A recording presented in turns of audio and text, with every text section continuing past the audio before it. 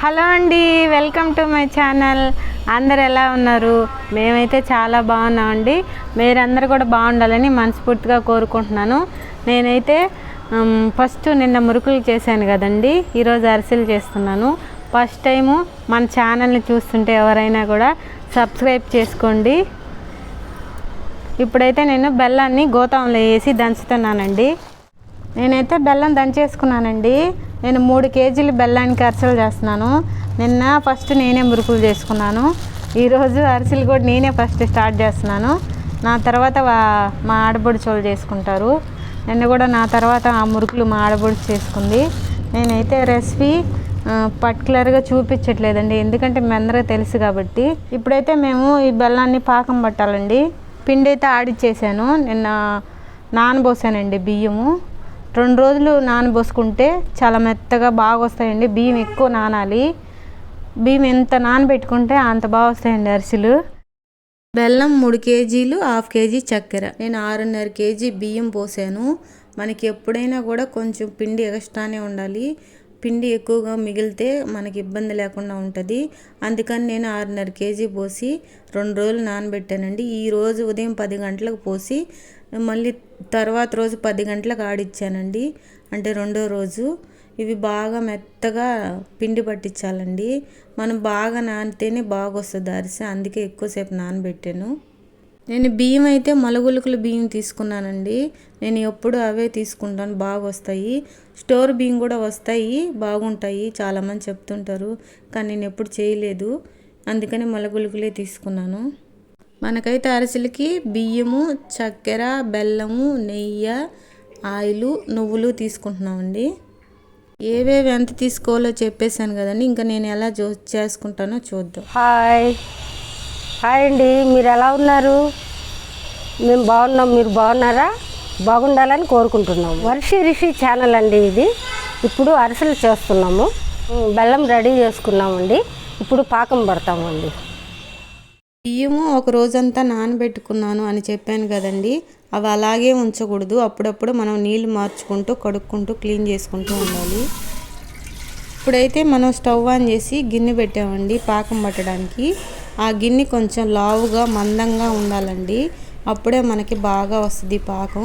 మేమైతే 3 కేజీల బెల్లం, 1/2 కేజీ చక్కెరకి మేము 4.5 గ్లాసు వాటర్ పోసామండి. మనం వాటర్ ఎక్కువ పోసుకొని ఆ పాకాన్ని బాగా ఉడికిస్తే అరిసి బాగా వస్తుందండి. లేటుగా పాకం పడితేను, త్వరగా పడితే అంత టేస్ట్ రాదు. అందుకే మేము ఎక్కువసేపు ఉడికిస్తాము. నీళ్ళు బాగా తెల్లిన తర్వాత కొంచెంగా బెల్లం వేస్తున్నాను. గబక్కన అలా వేసేస్తే పైన పడిపోద్దని మొత్తం బెల్లం అంతా నీట్గా తీసి మొత్తం వేసేసామండి.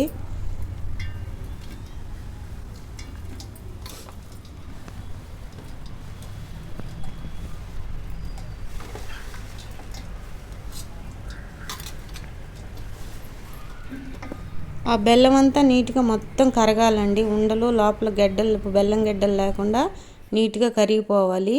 అప్పుడు మనం ఏం చేయాలంటే ఒక గిన్నె తీసుకొని వడకట్టుకోవాలండి నీట్గా. దాంట్లో ఎందుకంటే ఇసుక, చెత్త అంతా ఉంటుంది, అందుకనే వడకట్టుకోవాలి మనము. మరీ ఎక్కువ ఉడకనివ్వకూడదండి, అది కరిగే వరకే ఉంచాలి, లేదంటే పాకం వచ్చేస్తుంది. మనమంతా వడకట్టేసుకున్న తర్వాత పాకం పట్టుకోవాలండి. మనం నీట్గా వడకట్టేసి చెత్తలంతా తీసేసి మళ్ళీ ఆ గిన్నెని అలాగే స్టవ్ మీద పెట్టకుండా ఆ గిన్నెని మళ్ళీ మొత్తం నీట్గా కడిగేసుకోవాలండి. కడిగేసి మళ్ళీ స్టవ్ మీద ఆ గిన్నె పెట్టి ఈ వడకట్టింది ఆ గిన్నెలో పోసి అప్పుడు మనం పాకం పట్టుకోవాలి. ఆ వడకట్టేటప్పుడు జాగ్రత్తగా వడకట్టుకోండి, ఎందుకంటే వేడిగా ఉంటుంది కదా. ఇప్పుడు నేను మా ఆడబిడ్డ అయితే వడకట్టేసాము. చూడండి, చెత్త వచ్చింది, అది ఉంటుందనే వడకడతాము. ఇప్పుడు మనం క్లీన్ చేసుకున్నాం కదా, ఆ గిన్నెని మళ్ళీ స్టవ్ ఆన్ చేసి స్టవ్ మీద పెట్టి ఆ పాకాన్నంతా దాంట్లో పోసేసానండి. పోసిన తర్వాత ఇప్పుడు మనం చక్కెర వేసుకోవాలి, ముందుగా వేసుకోకూడదు. అందుకని ఇప్పుడు నేను 1 గ్లాసు పావు కేజీ ఉండదండి, 2 గ్లాసులు చక్కెర వేసానండి.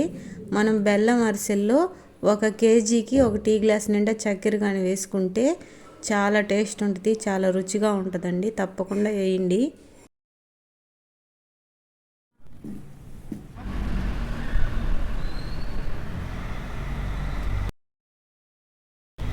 ఇప్పుడే పాకం ఉడుకుతా ఉందండి, ఇంకా బాగా ఉడకాలి, అప్పుడే పాకం పడుతుంది.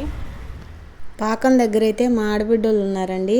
నేనైతే ఈ చెట్లు చూద్దామని ఇట్లా వచ్చాను. కింద చూడండి ఎన్ని చెట్లు ఉన్నాయో. ఈ సన్నజాల చెట్టు అయితే కింద ఫ్లోర్ నుంచి 3వ ఫ్లోర్కి వచ్చేసిందండి. పూలు చాలా ఎక్కువ పూస్తుందండి. ఇది చాలా చెట్లు కూడా ఉన్నాయి కింద. ఇంకో వీడియోలో తప్పకుండా ఈ చెట్లన్నీ చూపిస్తాను. కూరగాయల చెట్లు కూడా ఉన్నాయి. ఇప్పుడు ఆ బెల్లము చక్కెర అంతా బాగా ఉడుకుతుంది చూడండి. మనకి ఎక్కువసేపు ఎంతసేపు ఉడికితే అంత టేస్ట్గా వస్తాయండి అరిసెలు. తక్కువ నీళ్ళు పోసుకుంటే త్వరగా పాకం పడిపోద్ది, అరిసెలు టేస్ట్గా రావు. అరిసెల పాకం పడిందో లేదో అని ఒక గిన్నెలో వాటర్ పోసి దాంట్లో చూస్తూ ఉన్నామండి. అది గట్టిగా దానికి అతుక్కోకుండా లేసి వచ్చేస్తే పాకం పడినట్టండి. మనకి ఇలా నురుగు వచ్చేటప్పుడు కొంచెం జాగ్రత్తగా చూసుకుంటూ ఉండాలండి. తెలియకుండానే పాకం త్వరగా పడిపోద్దండి, మనం గమనించుకుంటూ ఉండాలి.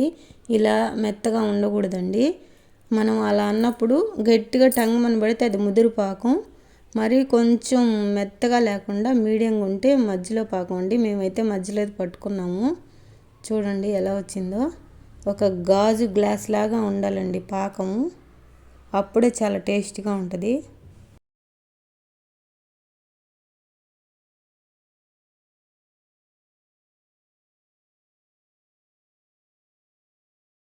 చూడండి ఇప్పుడు పడింది పాకము.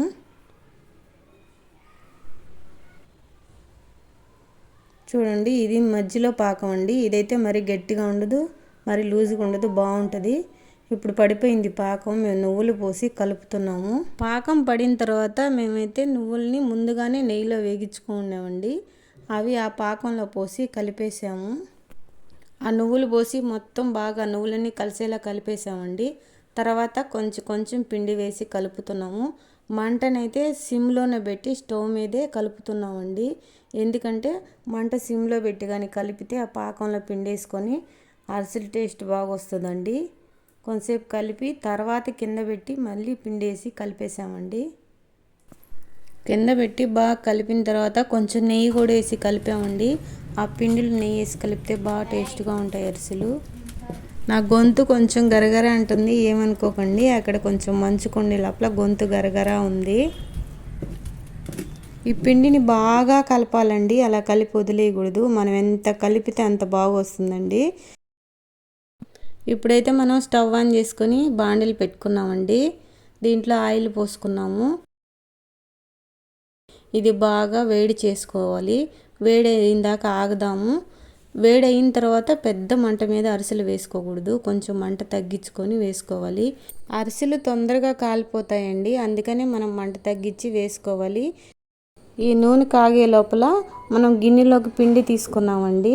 మనం ఇందాక ఆయిల్ పోసాం కదా, ఆ పేపర్ని 2గా కట్ చేసుకున్నాం, ఎందుకంటే అరిసెలు చేయడానికి. చూడండి ఇది కొంచెం బాగా వేడిగా ఉంది. దాని మీద కూడా కొంచెం నెయ్యి వేసాము. దాన్ని పేపర్కి కూడా నెయ్యి పూసాము. ఇప్పుడు దాని మీద అరిసె చేస్తున్నాము. ఫస్ట్ అయితే చాలా కాలుతుంటుంది చూడండి. మా ఆడబిడ్డ చేతులు కానీ ఇద్దరివి కూడా ఎర్రగా అయిపోయాయండి చేసి. ఫస్ట్ ఎవరికైనా అంతేను. ఇప్పుడు ఆయిల్ వేడెక్కిన తర్వాత మనం అరిసెని దాంట్లో వేసుకున్నామండి. తర్వాత అటువైపు ఇటువైపు తిప్పి అరిసెల చెక్క మీద ఆయిల్ అంతా వచ్చేలాగా ఒత్తేసుకోవాలండి.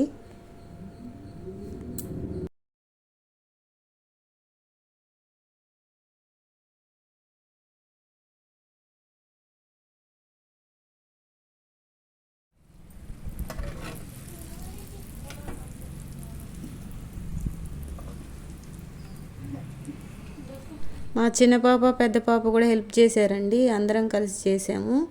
అంతలోపల మొన్న ఇద్దరిని ఆడబడుచులను చూపించాను కదండి, పెద్దామి చిన్నామి. మధ్యలో 2వ ఆడబడుచు కూడా వచ్చారండి కోట నుంచి అరిసెలు చేసుకోవడానికి. నేను చెప్పాను కదండి పోయిన వీడియోలో అందరం కలిసి చేసుకుంటామని. ఆ ఆడబిడ్డ కూడా వచ్చారు.